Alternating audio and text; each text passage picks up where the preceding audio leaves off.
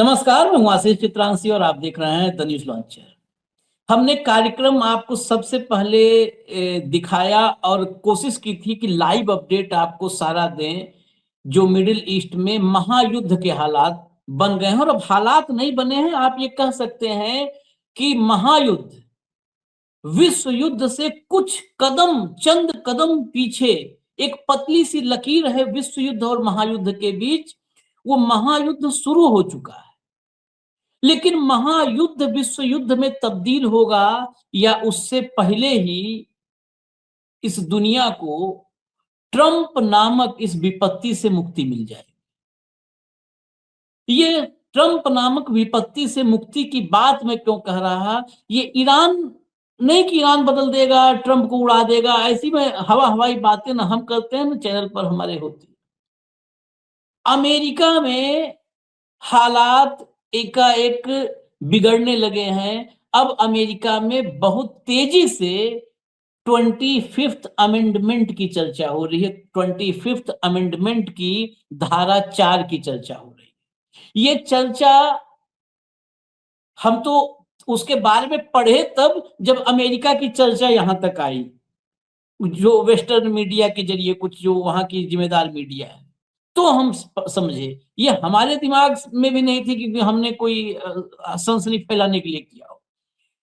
दरअसल अमेरिका के x congressman woman, x Congress woman, वर्तमान सीनेटर, ये सब के सब अब उस 25th अमेंडमेंट की चर्चा कर रहे हैं और ट्रंप को इस अमेंडमेंट के जरिए राष्ट्रपति की कुर्सी से हटाने की बात कर रहे हैं। क्या ये सब मिलकर के ट्रंप को राष्ट्रपति की कुर्सी से हटाएंगे? क्योंकि अब सिर्फ डेमोक्रेट्स नहीं, रिपब्लिकन भी आजिज आ गए हैं, तंग आ गए हैं। देखिए, अमेरिका का समाज हो या यूरोपियन समाज हो, बहुत सारे हम उन पर आरोप भी लगाते हैं, उन्होंने दुनिया में साम्राज्यवाद बहुत फैलाया।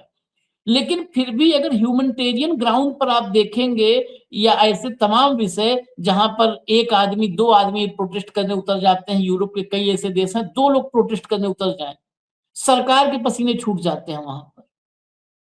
तो वो कम से कम इतने सिविलाइज्ड है और इतने पढ़े लिखे हैं कि वो ऐसे मुद्दों पर जहां पर नरसंहार जैसे हालात पैदा हो जाए तो वो विफल जाते हैं। इसीलिए बात हो रही है ट्रंप को हटाने वाली। और अमेरिका जब मिसाइलों की बारिश ईरान पर करने लगा, ये अमेरिका और यूरोप सारे देख रहे हैं ना, तो ईरान की सड़कों पर ईरान का नेशनल फ्लैग लेकर के लाखों लोग उसको, नेशनल फ्लैग को सर पर ऐसे रख करके और सड़कों पर निकल गए। ह्यूमन चेन बना लिया। अपने जो सिविलियन इंफ्रास्ट्रक्चर है, पावर प्लांट है, उनको बचाने के लिए आप देखेंगे अभी तो आप भी भावुक हो जाएंगे। अंदर से एक भावना आती है ना, जैसे हमारा देश वैसे सबका अपना अपना देश। क्या गजब का जज्बा है। मिसाइलें ऊपर अमेरिका की और नीचे ह्यूमन चेन, लाखों लोग सर पर ईरान का नेशनल फ्लैग लगाए हुए।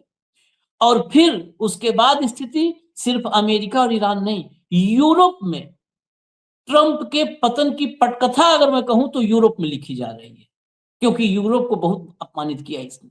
यूरोप में एक फ्रेंच सांसद ने तो नग्न कर दिया पूरी तरह से। नशेड़ी और ड्रगिस्ट अमेरिका की सत्ता को कब्जा चुके हैं। एक बुजुर्ग सांसद ने, फ्रेंच सांसद ने स्टेटमेंट दिया है, वो भी हम आपको सुनाएंगे। हेमंत भाई को जरा ले आइए, लाइए। आज लेट में हम ला रहे हैं ये कार्यक्रम, काफी लेट ला रहे हैं कार्यक्रम, क्योंकि मतलब बहुत लोगों को हो सकता है नींद में हो, तो लेकिन जरूरी है कार्यक्रम लाना जब युद्ध इस मुकाम पर है। और regime change, regime change, regime change, हम तो चाह रहे हैं हो ही जाए रिजिम चेंज। भैया लाइए जरा पहला ट्वीट लाइए, ये देखिए। Iranian patriots from formed human chain on the White Bridge of Ahvaz in southern Iran following American-Israeli threats of destruction of Iran's vital civilian infrastructure। जो महत्वपूर्ण सिविलियन इंफ्रा है उसको जो अमेरिका और इजराइल ने धमकी दी है कि हम डिस्ट्रक्शन उसका कर देंगे, विध्वंस कर देंगे, उसको बचाने के लिए ईरान के देशभक्त ह्यूमन चेन बना दिए, लाखों उतर आए सड़कों पर। व्हाइट ब्रिज है, भी आपको दिखाएंगे वो visual. Targeting civilian infrastructure is an internationally recognised war crime. अंतरराष्ट्रीय स्तर पर मान्यता इसको है कि जो है वॉर क्राइम के रूप में, कि अगर कहीं के भी सिविलियन इंफ्रास्ट्रक्चर को कोई टारगेट करता है युद्ध के दौरान। तो जरा विजुअल देखिए, ये विजुअल देखिएगा हेमंत भाई, देखिए हेमंत भाई जरा स्क्रीन पर ये देखिए ये तस्वीर। चलाइए भैया, थोड़ा सा ऑडियो खोल दीजिए। हाँ ये देखिए, ये जरा खाली विजुअल देखिए, और ऑडियो जो है इसमें म्यूजिक गाना सब कुछ है, लेकिन फिर भी हम दिखा रहे हैं। थोड़ा सा ऑडियो थोड़ा खोल दीजिए 5 सेकंड के लिए, 5 सेकंड के लिए खोल दीजिए, फुल कर दिए 5 सेकंड के लिए। चलिए हम भी थोड़ा ईरान के साथ हम भी मिक्सिंग में जाते हैं, बस डाउन कर दीजिए। ये देखिए नारा लगाते हुए देश के लिए, और ये पूरा का पूरा ये ईरान के एक जगह की तस्वीर नहीं है। एक जगह पर जो ईरान का एक म्यूजिशियन है वो खुद बैठ गया, वहीं बैठकर म्यूजिक बजा रहा है। इनको मतलब मिसाइलें वो बरसा रहे हैं कि हम तबाह कर देंगे, हम सिविलाइजेशन खत्म कर देंगे, और ये घरों से। ये फर्क है ट्रंप की सबसे बड़ी हार इन्हीं तस्वीरों में है। बच्ची को देखा आपने हेमंत भाई, इसलिए मैं पूरा विजुअल दिखा रहा हूं।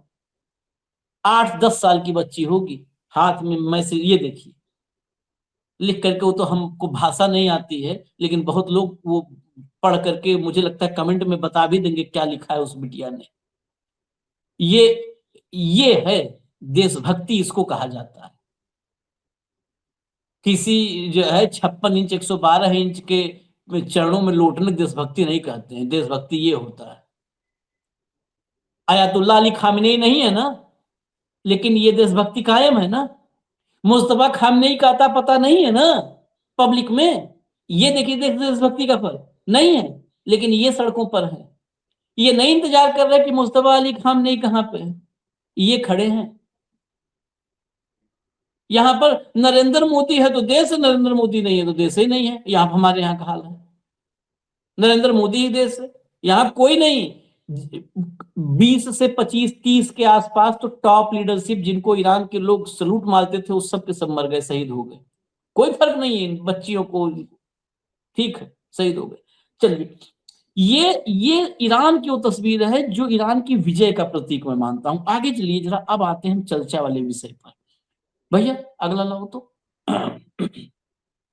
ये देखिएगा जरा हेमंत भाई, इसको फुल कर दो भैया, जरा फुल कर दो। ये जरा पढ़ के बता दीजिए क्या है ये, आगे बढ़ेंगे ये तब। अजीत भाई नमस्कार, आपको सारे दर्शक साथियों को भी। ये फॉर्मर कांग्रेस वुमेन है मेजोरी टेलर ग्रीन। इसने लिखा है 25वां संशोधन किस बात के लिए है, sign of exclamation. Not a single bomb has dropped on America, we can not kill an entire civilisation. हम ये जो एक भी बम जो है अमेरिका पर नहीं गिरा है, हम एक पूरी सभ्यता को नहीं मार सकते। This is evil and madness, ये बुराई है और ये पागलपन है। ये किस बात पे लिख रही है? ये उस बात पे लिख रही है जो ट्रंप ने अभी 1 घंटा पहले जब हम शो कर रहे थे, वो ट्रंप ट्वीट आया था ट्रुथ सोशल पे कि एक पूरी सभ्यता आज रात को नष्ट हो जाएगी, मर जाएगी, तो और वो कभी वापस नहीं आ पाएगी। उसको लेकर के ये एक्स कांग्रेस वुमेन ने ट्वीट किया है, उसको साथ में टैग करते हुए। तो ये केवल एक वानगी है इसकी।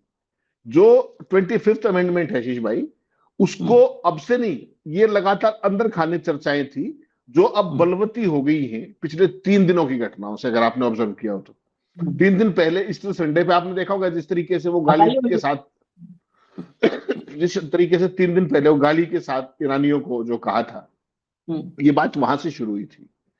वहां से ये लगा कि कोई अमेरिकी राष्ट्रपति, लोकतांत्रिक देश का राष्ट्रपति, किसी पूरे देश को गाली कैसे दे सकता है। और वहां से ये शुरुआत हुई, और उसका जो पहली शुरुआत की वो आपने देखा होगा जो सेनेटर है उन्होंने की। मैंने आपका ट्वीट भी भेजा था कि किस तरीके से उन्होंने बताया कि ये आप नहीं कर सकते। और अब जो बात है, मैं दिखा देता हूँ तभी डिटेल में आते हैं। मैं दिखा देता हूँ, चलो लाइए हेडलाइन, लाइए हेडलाइन के आगे चलते हैं। राष्ट्रपति पद से हटेंगे डोनाल्ड ट्रंप, 25वां संशोधन करेगा सनक का इलाज, जेडी वांस को मिलेगी कुर्सी। आगे चलिए जरा, भीतर चलिए। ये इविल एंड मैडनेस लिखा है ना, इविल शैतानी, शैतान, ये शैतानी और पागलपन है सब। अमेरिका के राष्ट्रपति डोनाल्ड ट्रंप ने ईस्टर के मौके पर सोशल मीडिया पर इतना गुस्सैल और गाली भरा पोस्ट लिखा कि पूरी दुनिया हैरान रह गई। इसमें डोनाल्ड ट्रंप ने ईरान को खुलकर धमकी दी और उसमें इतनी अश्लील भाषा का इस्तेमाल किया कि अब कांग्रेस में 25वें संशोधन की धारा 4 लागू करने की मांग जोर शोर से हो रही है। ये धारा ही अब अमेरिकी सांसदों को ट्रंप की सनक का सही इलाज नजर आ रही है। देखिए, अमेरिका के सांसदों को ये जो धारा 4 है 25th अमेंडमेंट की, ये ट्रंप के इलाज का रास्ता नजर आ रहा है, यही रास्ता है। आगे लाइए, जिस ट्वीट की बात कर रहे थे हेमंत भाई, ये देखिए, क्रिस मर्फी ने लिखा, if I were in Trump's cabinet I would spend Easter calling constitutional lawyers about the 25th amendment. This is completely utterly unhinged. He is already killed thousands, he is going to kill thousands more। वह हजारों को पहले मार चुका है और हजारों को और मारने जा रहा है। और मैं अगर इसके कैबिनेट में होता तो ईस्टर पर कॉन्स्टिट्यूशनल संवैधानिक जो अधिवक्ता वकील हैं उनको उनके जो है उनके साथ ईस्टर गुजारता, 25th अमेंडमेंट को लेकर के उनके साथ बातचीत करता। हेमंत भाई, अब उस 25th अमेंडमेंट पर आते हैं, लेकिन एक और जरा दिखा दें, क्योंकि इस सब विषय पे आपने ढंग से किया है। ये देखिएगा जरा, अब इसको हटा दीजिए। अब सारा एक एक करके ये अमेंडमेंट 25th क्या है, क्या इससे इलाज हो पाएगा और क्या अमेरिका में वो माहौल बन गया है क्या? आशीष भाई, बहुत बढ़िया सवाल है आपका। देखिए, माहौल ग्रास रूट पर है, इसमें कोई शक मत मानिए। केवल और केवल ऐसा नहीं कि डेमोक्रेट्स ही कह रहे हैं, रिपब्लिकन्स भी ये बात लगातार कह रहे हैं और लगातार इस बात को माना जा रहा है कि अगर ये व्यक्ति लंबे समय तक रहा तो बहुत संकट आने वाला है। और ये चौंकाने वाली खबर कैसे है, टकर कार्लसन को आप जानते होंगे, वो ट्रंप के सबसे बड़े सहयोगियों में से एक है। राइट विंग, मागा, सब कुछ है। सार्वजनिक रूप से अमेरिकी सेना और पेंटागन के अधिकारियों से आग्रह किया कि वे डोनाल्ड ट्रंप का सक्रिय रूप से विरोध करें और यदि वह ईरान के खिलाफ परमाणु हथियार लॉन्च करने का प्रयास करता है तो उनके आदेशों को मानने से इनकार कर दे। ये कह रहा है राइट विंग का सबसे मजबूत साथी। उसके बाद अब जो परिस्थिति है, आपने कहा आर्टिकल, ये जो अमेंडमेंट 25वां, इसको थोड़ा सा एक्सप्लेन कर दूं मैं दर्शकों के लिए, जरूरी है। ये अमेरिकन संविधान का, आशीष भाई, एक महत्वपूर्ण संशोधन था। और आपको ध्यान होगा 1967 में जो जॉन एफ कैनेडी की हत्या हुई थी, उसके बाद पास किया गया था। ठीक, इसका मकसद क्या था? मकसद केवल क्या है कि राष्ट्रपति की मृत्यु हो जाए, वो इस्तीफा दे दे, हटा दिया जाए या अक्षम हो जाए तो उपराष्ट्रपति को सत्ता सौंपने की प्रक्रिया तय की गई है इसके अंदर। यानी कि कोई इनकेपेबल हो जाए इन कारणों से, तो इसमें कुल 4 धाराएं हैं, जिसमें मौजूदा दौर में जो लागू कौन सी होगी कि जिसमें राष्ट्रपति अक्षम हो जाए, इनकेपेबल हो जाए। थोड़ा सा और बारीक कर दूं क्योंकि जनरल नॉलेज का भी एक रहता है, वैल्यू एडिशन हम करते हैं दर्शकों के लिए। धारा 1 कब लागू होती है? जब राष्ट्रपति की डेथ हो जाए या वो इस्तीफा दे दे या उसको हटा दिया जाए तो उपराष्ट्रपति पूर्ण राष्ट्रपति बन जाता है, चुनाव कराने की जरूरत नहीं है रिमेनिंग टर्म के लिए। ठीक, धारा 2 क्या है इसमें? 25 की बात करो, अमेंडमेंट 25 धारा 2, अगर उपराष्ट्रपति का पद अगर खाली हो तो राष्ट्रपति नया नाम प्रस्तावित करता है जिसे कांग्रेस की मंजूरी चाहिए।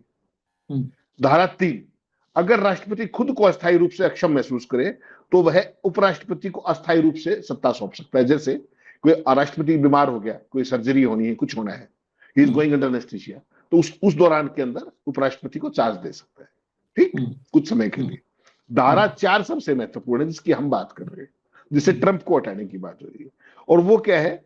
सबसे महत्वपूर्ण इसलिए क्योंकि इसमें उपराष्ट्रपति और कैबिनेट के बहुमत को अधिकार है, यानी कि पूरा कैबिनेट 15 लोग, उनमें से अगर 8 ये तय कर दें, वो लिखित रूप से ये घोषणा कर दें कि राष्ट्रपति अपने कर्तव्यों को निभाने में असमर्थ है, अक्षम है, इसके बाद राष्ट्रपति की जरूरत ही नहीं है। फिर इसके बाद उपराष्ट्रपति तत्काल प्रभाव से एक्टिंग प्रेसिडेंट बन जाता है। इसलिए आर्टिकल 25(4) की पूरे के पूरे अमेरिका के अंदर चर्चा है। अगर राष्ट्रपति कहे, मान लो चैलेंज करे, वांस ये काम कर दे और ट्रंप कहे नहीं मैं तो सक्षम हूं, तो उसे 4 दिन के अंदर दोबारा से कैबिनेट की मीटिंग बुलानी होगी और उपराष्ट्रपति को वैसी सूरत में यूएस कांग्रेस के अंदर 2/3 बहुमत से साबित करना पड़ेगा कि ये राष्ट्रपति अक्षम है। तो दोनों चीजें हैं, राष्ट्रपति हटाया भी जा सकता है और राष्ट्रपति दोबारा कायम भी हो सकता है। मौजूदा परिस्थिति में इसकी चर्चा क्यों हो रही है? जिस तरीके का ईस्टर संडे के ऊपर उसने ट्वीट किया और उसके बाद जो दोबारा जो आज जो ट्वीट किया है वो उस रेड लाइन को भी ब्लर कर देता है जिसकी बात हम कर रहे हैं। अमेरिका के तमाम सांसदों नेता क्या कह रहे थे, वो डेमोक्रेट हो चाहे रिपब्लिकन हो, वो कह रहे हैं कि ट्रंप का ईरान युद्ध को लेकर बार बार शब्द बदलना, रणनीति बदलना और गाली गलौज भरी पोस्ट लिखना उनके मानसिक स्वास्थ्य पर गंभीर सवाल उठाता है। उनका क्या कहना है कि हजारों मौतें ईरान में हो चुकी हैं और ट्रंप लगातार पूर्ण हवाई नियंत्रण का दावा करते हैं, लेकिन ईरानी हमले लगातार बदस्तूर जारी हैं। तो लोग चिंतित हैं कि राष्ट्रपति का जो व्यवहार है ये देश और दुनिया के लिए खतरा बन चुका है। इसीलिए ये मांग उठ रही है कि कैबिनेट या उपराष्ट्रपति को कोई कदम उठाना चाहिए। ये सारी की सारी बैकग्राउंड है।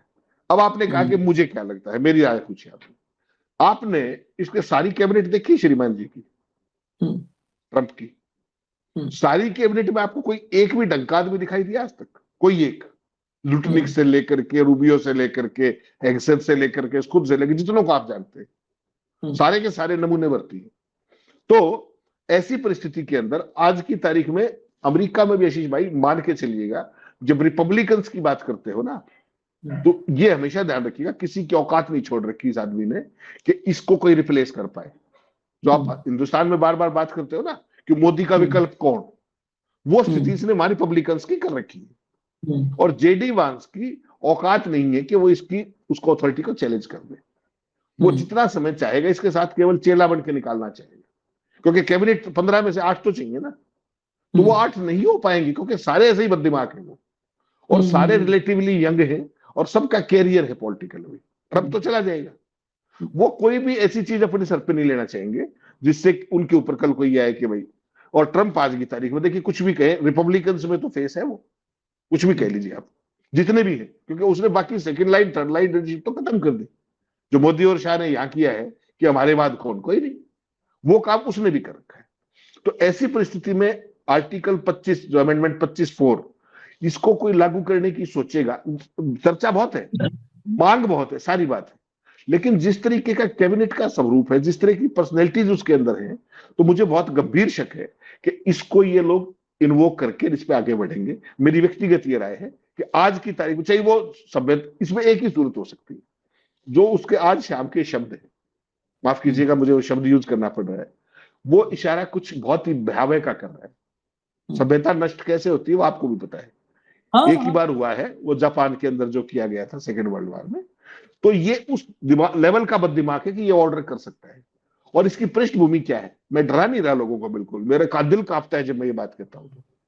जिस परिस्थिति में इसने ईरान का चीफ ऑफ स्टाफ बदला और 3 जनरलों की एक कलम से छुट्टी कर दी, अमेरिका मुझे का शक होता, अमेरिका का। तो इसने जो 3 जनरल जो हटाए इसने अमेरिका के, उसके बाद मुझे ये शक होता है कि ये आदमी कुछ बड़ा डिजास्टर्स करने की षड्यंत्र में ना हो केवल। And I will pray for the good will कि ऐसा ना हो। ये व्यक्ति किसी, अगर ये वो काम करता है फिर अमेंडमेंट 25(4) आ सकता है, क्योंकि फिर दुनिया में अमेरिका मुंह दिखाने लायक नहीं रहेगा। उससे पहले ये 25(4) आएगा, इसमें मुझे व्यक्तिगत तौर पे शक है। अमेरिका के अंदर ये डिमांड बहुत तेजी से बढ़ रही है।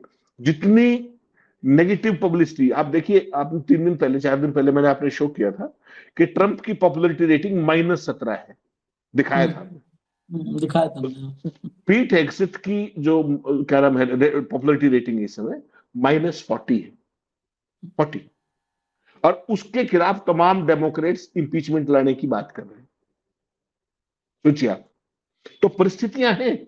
लेकिन ट्रंप ने जो अपने आप को रिपब्लिकन पार्टी के इकोसिस्टम का मोदी बना रखा है, उसके कारण मुझे शक है कि उसके खिलाफ सत्ता में रहते हुए कोई आवाज उठा पाएगा। ये मुझे गंभीर डाउट है।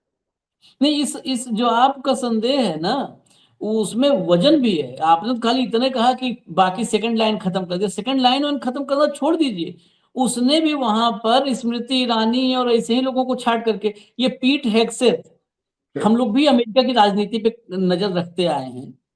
पीट हेगसेथ कहां से आया? ये सब आउट ऑफ द बॉक्स वाले हैं। ये फॉक्स का प्रोजेक्टर था। ट्रंप जैसा ही नमूना है वो, ट्रंप जैसा नमूना है। जो रियलिटी टीवी है उसी के नाटक। देखिए ट्रंप ने एक बात बड़ी, आशीष भाई, ट्रंप देखिए कोई चीज एक बात तो आपको माननी पड़ेगी, वो बड़बोला है, जो भी है, नालायक है, बदतमीज है, लेकिन बहुत सारी बातें सच कह देता है। पता क्या बोला 4 दिन पहले? बोला मुझे जो है अपने से कम पढ़े लिखे लोग पसंद है। हाँ। सोचो आप, हमारे वाले ने ये कभी नहीं बताया कि मैं खुद पढ़ा लिखा नहीं हूं और मेरे नीचे वाले भी मेरे जैसे ही। उसने बता दिया कि क्यों, बोला वो क्योंकि मेरे से आर्ग्यू नहीं कर पाते, मेरी बात को ध्यान से सुनते हैं, और वहां बॉस में होता। एक दिन कहा था कि जो है, जो भी मुझ मतलब मेरी तारीफ नहीं करते, मुझे वो बिल्कुल भी नहीं पसंद है, जो मेरी तारीफ नहीं। बस मुझे मेरी बस तारीफ मेरे सामने हो तो मेरी तारीफ करो, खुल के बोला था उसने। तो हाँ। उसने भी वैसे ही छाट के रखा है। आप चाहे रूबियो को ले लीजिए, बिटकॉफ को ले लीजिए, हेक्सेथ को ले लीजिए, ये कहाँ कहाँ से निकाला है इन सबको ना। कहा तो कि भाई ये सब है गजब। ये ऐसा ये भी है, जैसे हमारे वाले ने छांट छांट करके एक से एक नमूनों को इकट्ठा किया, वैसे ही उसने भी एक से एक नमूनों को इकट्ठा किया है। यह भी हुनर कम लोगों में होता है कि अपने जैसे ही सारे इकट्ठा कर लो। अरे एक दो तो उसमें होशियार ले आते, तो वैसे ही इकट्ठा कर रखा है। लेकिन और हकीकत जो इकट्ठा कर रखा है, उनके बारे में फ्रेंच सांसद ने क्या कहा है वो जरा सुनिएगा, जरा ट्वीट ले आइए और फिर उस फ्रेंच सांसद को सुनाइए। ये बेसिकली सबसे विस्फोटक है जो आपको बाद में हम ला रहे हैं। Breaking, French senator expose Trump indirectly like no one else did. जैसा कि पहले किसी ने नहीं किया है, वैसा जो है एक्सपोज किया सीनेटर ने, फ्रेंच सीनेटर ने। कोट अनकोट क्या है बोला उन्होंने, a handful of drug addicts and alcoholics have seized power in US. Whenever something regarding the Epstein case is published, they bomb a corner of the world. This is absolute savagery.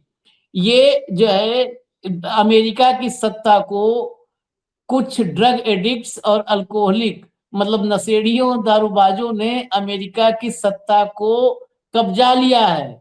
जब जब Epstein file के का कोई भी महत्वपूर्ण हिस्सा publish होता है, तब ये दुनिया के किसी कोने पर बम गिरा देते हैं। सुनवा दीजिए जरा, क्लिप ले आइए। Je comparais la présidence de Trump à la cour de Néron. Je me trompais, c'est la cour des miracles. French में है, Un antivax, ancien héroïnomane et ministre de la Santé. इसलिए सुनवाया कि मतलब ये बिल्कुल क्लियर हो जाए कि ये स्टेटमेंट ऐसा नहीं कि कहीं से भी कुछ भी कर दिया है। हेमंत भाई, आशीष भाई, ये जो तो ठीक है, तनिकी उनकी तो ठीक है, ये नशेड़ी दारूबाज मतलब ड्रगिस्ट, इनके हाथ में सब वो कहेंगे है क्या? आशीष भाई, एक चीज और याद रखिएगा, ये जो बोल रहे हैं आपके सामने, आवाज बंद कर दीजिए, हो गया, आवाज बंद कर दीजिए। ये निशिकांत दुबे नहीं है, ये कोई अनुराग ठाकुर नहीं है, ये कोई परवेज साहिब सिंह वर्मा नहीं है जो लूज कैनन्स का गिरोह। नो, आप इस आदमी को जानते हैं कौन नहीं है? ये क्लॉड बेलहार्ट हैं, 76 साल के हैं और 2014 से सेनेटर हैं। और इनकी क्वालिफिकेशंस क्या है? ये एक फ्रेंच बहुत टॉप के फिजिशियन है, फिजिशियन डॉक्टर, वकील हैं और राजनेता हैं। 2014 से सीनेट के अंदर, तो डॉक्टर है, हर चीज का प्रोफेशनल है। और इसने कोट अन कोट क्या कहा, इससे बड़ा 2 लाइन में कोई आदमी बेनकाब नहीं कर सकता पूरे ट्रंप प्रशासन के चाल चरित्र और चेहरे को, 2 लाइन के अंदर। हालांकि आपने ट्रांसलेट किया, मैं इसको फिर बता देता हूं। इस व्यक्ति ने नाम नहीं लिया देखिए ट्रंप का, लेकिन अमेरिकी प्रशासन को परोक्ष रूप से इसने बेनकाब कर दिया, जो आज तक किसी सीनेट के अंदर, छोड़िए बाहर भी किसी ने इस तरह के शब्द, ये सीनेट के अंदर बोल रहे हैं। संसद की कार्रवाई है भाई साहब, ये पेरिस के अंदर फ्रेंच सीनेट की। इन्होंने कहा, कोट जो ये बोल रहे हैं फ्रेंच में, अमेरिका में मुट्ठी भर नशेड़ियों और शराबियों ने सत्ता हथिया ली है। जब भी एप्स्टीन मामले से जुड़ी कोई भी खबर प्रकाशित होती है, वे दुनिया के किसी भी कोने में बम धमाका कर देते हैं। ये सरासर बर्बरता है, सवेजरी है। ठीक, इससे बेहतरीन आप बता दीजिए, स्थिति का आकलन करके दिखा दीजिए मुझे। 2 लाइन के अंदर सारे का सारा खेल कर दी। यही तक बात सीमित नहीं है। अगर आप सोच रहे हो कि केवल एक घटना ही है, छोड़ दीजिए इसको। एक मैंने मैगजीन का वो भेजा है, ली पॉइंट, जो वहां की फ्रांस की मेन मैगजीन, वो दिखाइए जरा स्क्रीन पे, कवर स्टोरी लगी है। अभी मैंने भेजा था, दिखाया नहीं था। ली पॉइंट जो कवर स्टोरी लगाई है, उसके अंदर, वो फ्रेंच में ही है, उसका जब आप तर्जुमा पढ़ेंगे तो वो उसमें ट्रंप की पूरी कुंडली दे दी गई है।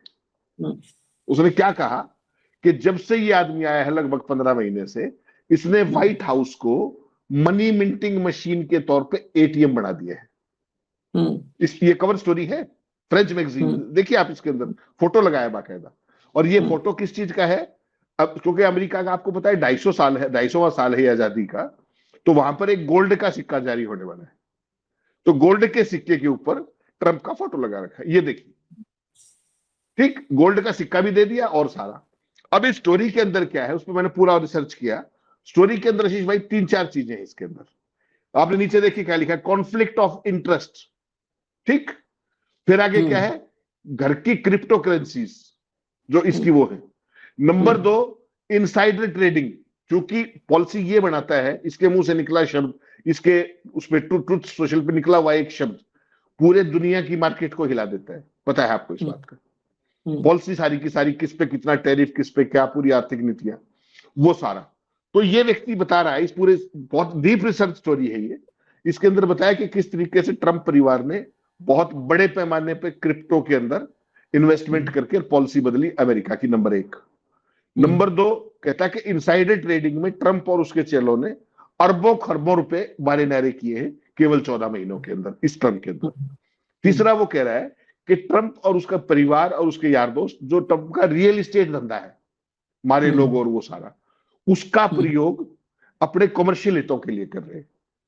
और चौथा सबसे गंभीर आरोप जो लगाया है कि अमेरिका की diplomacy completely give and take पर चली गई है, कि अब वो गिफ्ट में जहाज भी लेने लगे और सरेआम ओवल ऑफिस में बैठ करके गिफ्ट भी मांगते हैं।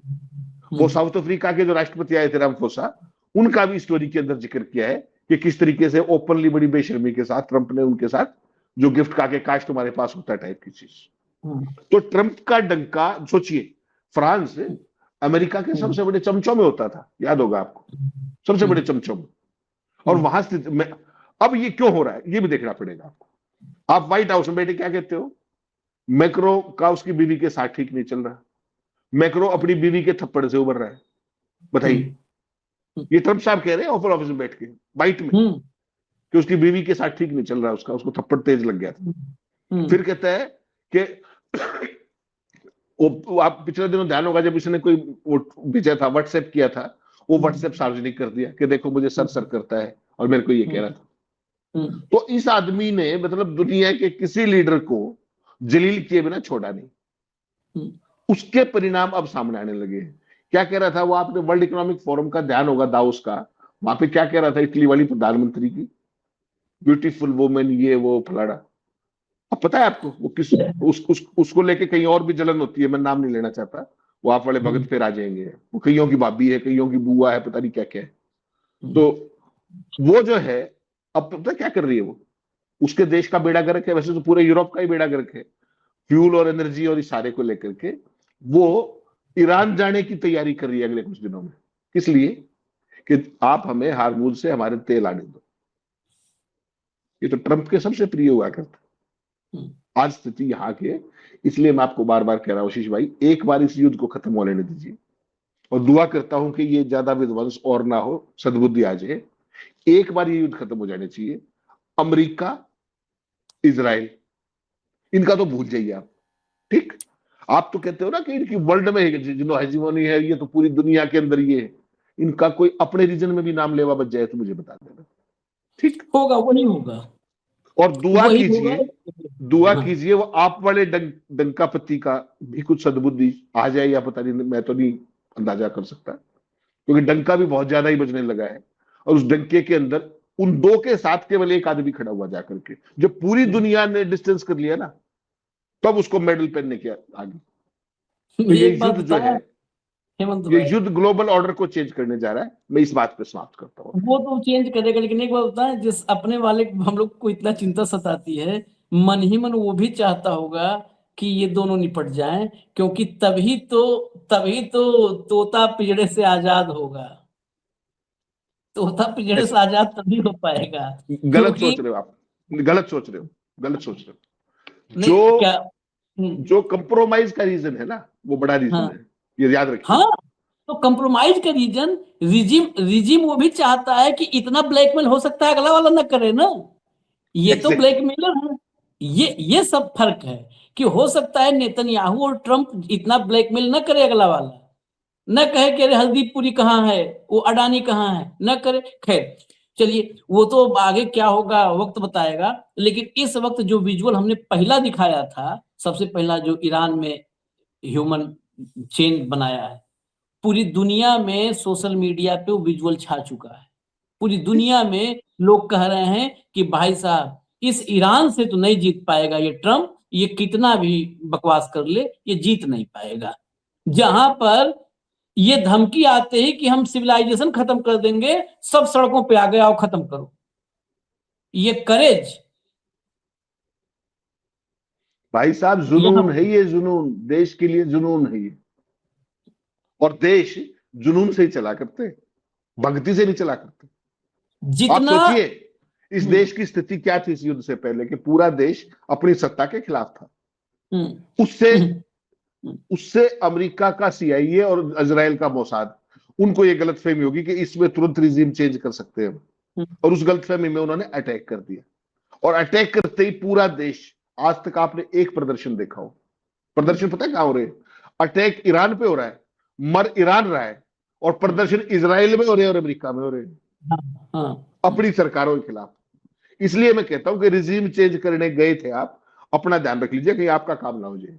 अक्टूबर में तो मुझे लगता है नेतन्याहू का हो जाएगा, और नवंबर में सीनेट का मिड टर्म है, वहां भी देख लीजिए। मिड टर्म, एक लाइन समझ लो, जितना पागलपन हम लोग बात करते हैं ना कि जितना पागलपन है ट्रंप में विनाश का, उससे ज्यादा ईरान के लोगों में अपने देश के सम्मान का पागलपन है, अपने देश की अस्मिता, अपने देश की संप्रभुता, अपने देश के सम्मान और अपने देश के झंडे का पागलपन ट्रंप के पागलपन से कई गुना वहां के छोटे छोटे बच्चों में है। तो ट्रंप जैसे पागलों को वो वास्तव में पागल खाने पहुंचवा देंगे सब, ये हालत रहेगा। तो इजाजत दीजिए हमें। धन्यवाद हेमंत भाई, बहुत बहुत धन्यवाद, नमस्कार।